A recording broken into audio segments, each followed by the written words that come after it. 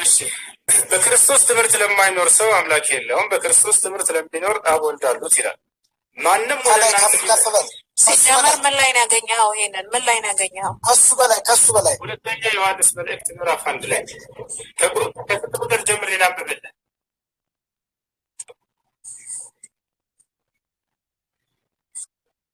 ግለጠውና ከሱ ብለህ ከላይ ጀምር። መሀል ላይ ነው የጀመርከው አይደል? መሀል ላይ አይደለም። አታውቀውም። ከተፈጠርክ ጀምረህ ግራውን ላሳይህ፣ ችግር የለውም። ከላይ ያለውን አንዴ ከፋት። ከላይ ያለው ማዋቃሰት አለ ማሳይ። አንድ ከላይ ያለውን ትልቁ ላይ ያለው ልጆች አላችሁ ከላይ አህራምብስ ይታያል።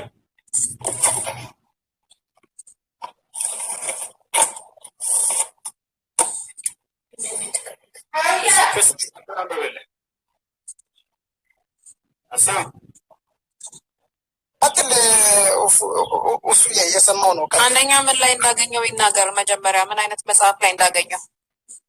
እሺ ሁለተኛ የዮሐንስ መልእክት ምዕራፍ 1 ቁጥር 10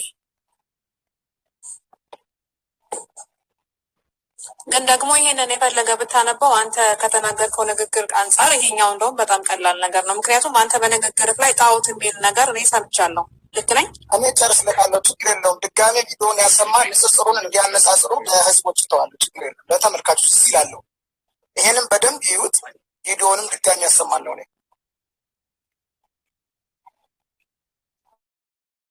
ተመልከት፣ ያው ምን ይላል አንብብ። አንድ ጀምሮ ጀምርና አንብብልኝ። ራስህ አንብበው፣ ለአንተ በደንብ ስለምታይ ሙሉ መጽሐፉን ስናነብ ይመሻል። ይኸውልህ ሀሳቡ ከዚህ ነው የሚጀምረው። ለሚወጣ ሁሉ ብሎ ይጀምራል። ካሲ አንብብ። ያው ከመጀመሪያው ሀሳብ ለራሳችሁ እንዳታጠፉ ተጠንቀቁ ብለው ከላይ ከ8 ጀምረሽ ቀጥል እስኪ። እሺ አንብብልህ፣ ከፍ አድርግ እስኪ። ከሱ ጀምረ አንብበው እናስረዳ።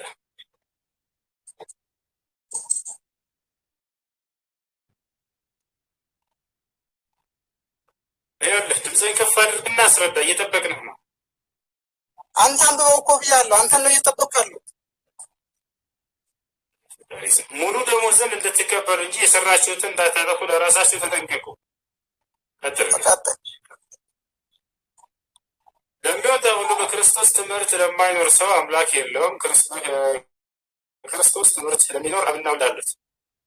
ማንም ወደ እናንተ ቢመጣ ይህንን ትምህርት ባያመጣ በቤታችሁ አትቀበሉ።